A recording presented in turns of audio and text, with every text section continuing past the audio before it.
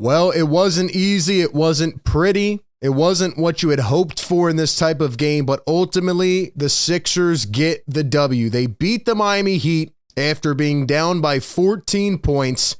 They storm all the way back, big shot after big shot, big stop after big stop, and the Sixers find a way to crawl this one out and beat the Heat on their home floor, and the Sixers advance to the NBA playoffs permanently now as the number 7 seed, and they will face the New York Knicks on Saturday night. Like I said, ladies and gentlemen, we will be live for every game. We'll give you all the coverage you need, the previews, the news, all that stuff. But right now, let's soak this in, man. Welcome into Philly Take with RB. We had an incredible live stream. I still can't believe what I just saw going toe-to-toe with Miami. It felt like a game where you were gut punched. I said from the jump, I said in my preview, the Sixers had to come out and establish their dominance early. But what did the Sixers do? They showed us what they've showed in the last, 9-10 games, even when they're down. As long as you have Joel Embiid and as long as you have your full lineup back in, you can get it done. You can find a way to come back in games and close it out.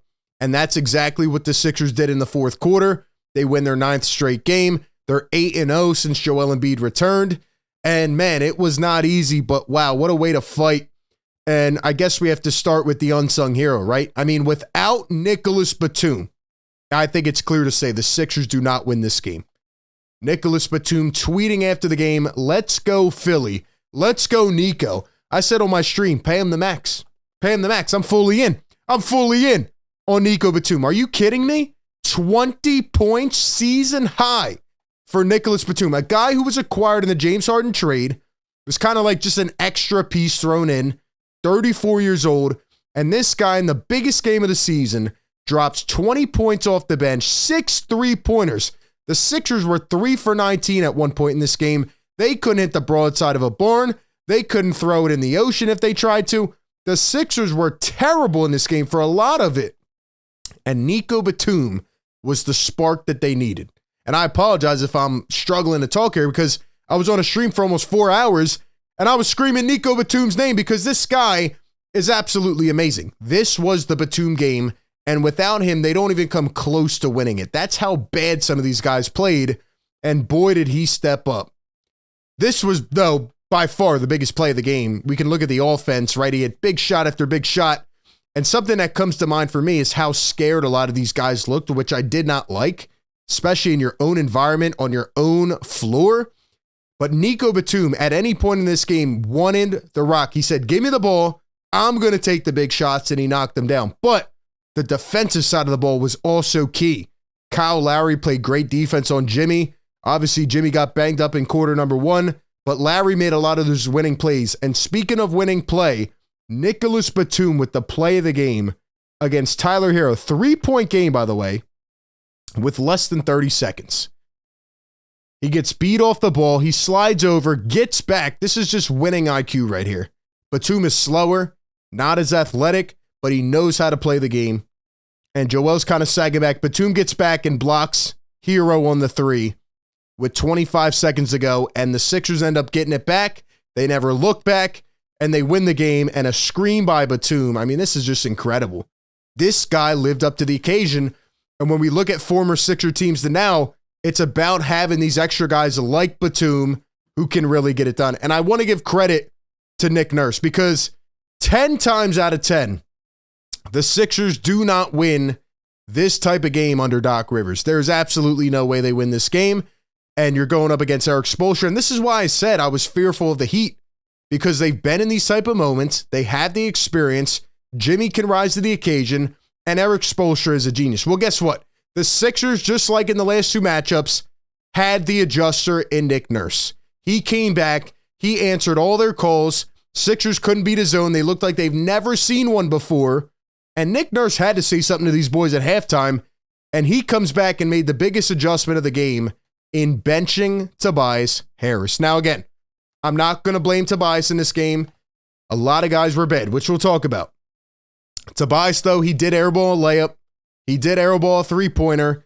And Nick Nurse, with 4 minutes to go in the game, decided to bench Tobias, keep him off the floor, and he kept the hot hand in, and it worked to perfection. because Nico Batum, again, was the MVP of this game. Without Batum, they do not win this game. So the Sixers come out. They get the added boost. Nick Nurse made incredible adjustments also on the defensive side of the ball late. And the Sixers get this done. Here's Maxey and Embiid after the game. You could just see how happy they are. They both did not play well at all. And that has to change if you're going to win going forward in the playoffs. But again, I also do think that the one-game crunch, the one-game winner or lose scenario and go home or, go to play the other play-in or advance, it's a lot of pressure. It felt like a March Madness game. Kelly Oubre after the game says, that's what you see when dogs are fighting. Very physical game. The refs were definitely making an imprint. A lot of calls I didn't agree with, but they did kind of chill in the fourth quarter when things started to get tight. So I do respect them for that.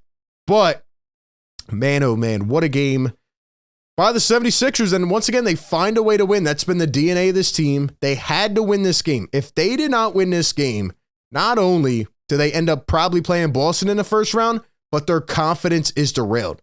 I did not like the way the Sixers came out of the gate. It felt like it was going to be one of those low-scoring games, punching each other in the face, and that is what Miami wants you to do. They want you to feed into that type of game, and the Sixers were doing that for a while in this game. Tobias didn't play well, 4 for 10, 9 points, 10 rebounds. Joel Embiid did not play well at all, except for the last 5 minutes of the game. Joel finishes with 23, 15, and 5, but for most of this game, his body language showed up like it did in prior years. It looked like he didn't care. He wasn't interested. Now, again, he is injured probably, and he probably did re-aggravate it the other day against Orlando, and he said coming into the game, he was probably, 70, 80% or whatever. But it doesn't matter. If you're not healthy, don't play. Joel Embiid was just walking around out there. The Sixers were getting killed on the glass. They were giving up second chance point after second chance point. And Miami seemed to hit all the right shots. They were just hitting. They were answering every single time. So the fact that the Sixers were able to withstand that showed me a lot about this team. Their DNA. They are different than prior years. And Joel Embiid picked it up in the last 5 minutes. I don't know what kicked into him.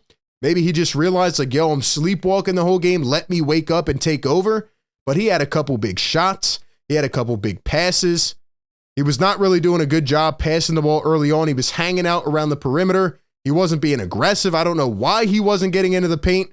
That's going to have to change going forward because now you got the Knicks, who are a very physical team. And if you let them bump you out like that, it's not going to go well.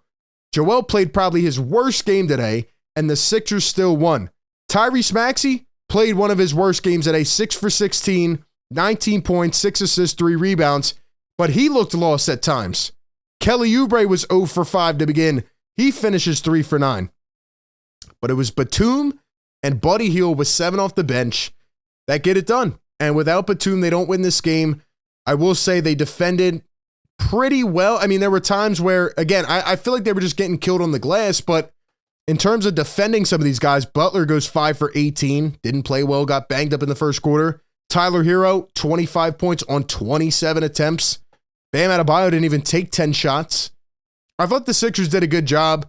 They were getting killed in transition at some points. They started to draw some fouls, and they started to up their own physicality because, again, Miami was up 10, 12 for a good chunk of this game, and they were just punching the Sixers every time, and it felt like the Sixers didn't know what to do. They knew that Eric Spoelstra was going to bring that zone defense. They knew they had days to prepare, and they were not ready for it. So the fact they were able to finally break that zone by hitting some shots, bringing the ball inside, moving it better. The Heat were moving it well all game. I will give them credit for that, but the Sixers finally stepped up and were able to break through. And again, it was thanks to Nico Batum and his big-time shooting. Looking at this game, again, the Sixers finished 34% from deep, Miami at 36%, but this was really just a coaching clinic, man. It was adjustment against adjustment, and the Sixers ended up being much better. The Heat missed 5 free throws, probably ended up, costing them at the end. Sixers missed a couple, but, overall, man, I mean, the Heat were just more aggressive. They had 12 steals in this game. Jimmy had 4 early on, and they wanted it more for most of this game, but the Sixers found a way, unlike prior years, to get it done in crunch time, and they have those guys who are willing to, step up to the plate now. They didn't have that before. And it felt like the fans weren't even in this. They weren't even going until they got Chick-fil-A in the third quarter. So at the end of the day, you squeak by. Definitely not your best performance. And if we see the type of body language and energy and enthusiasm from Joel and Tyrese moving forward, it's not going to be good. But I will say the Miami Heat pose a completely different threat than the Knicks and a lot of other teams. It's hard to beat this team at this time of year in these type of games. And now you got past this game, you have a series, you feel a little bit more comfortable, but in a couple days, you're heading to the Garden to play the Knicks, and it's going to be a good series, very physical. We'll see if the Sixers can withstand, but man, what a game at the Wells Fargo. They get it done again somehow, and they advance to the NBA playoffs. Give me your thoughts down below.